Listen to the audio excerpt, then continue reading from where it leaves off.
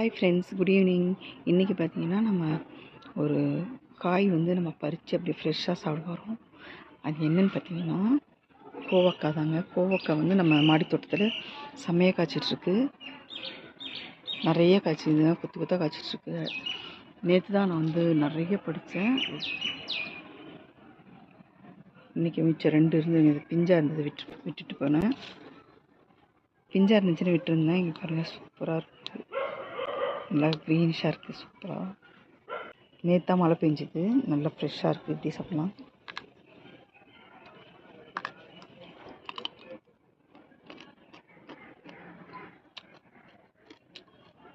சூப்பராக இருக்குங்க.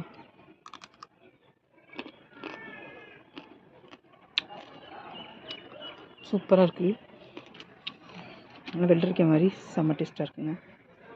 நம்ம மாடி தோட்டத்தில் வளர்த்தா மட்டும்தான், நம்ம தோட்டத்தில் வளர்த்தா மட்டும்தான் இந்த மாதிரி ஃப்ரெஷ்ஷாக நம்ம பறித்து காயெல்லாம் சாப்பிட முடியும். காய் பழம்லாம். நீங்களும் மாடி தோட்டம் வைங்க. கூடிய சீக்கிரமே நம்ம மாடி தோட்டம் எப்படி 0 பட்ஜெட்டில் அமைக்கிறதுன்னு நான் ஒரு வீடியோ போடுறேன். நம்ம சேனலை சப்ஸ்கிரைப் பண்ணிக்கோங்க, மறக்காமல் லைக் பண்ணிடுங்க. தேங்க்ஸ் ஃபார் வாட்சிங்.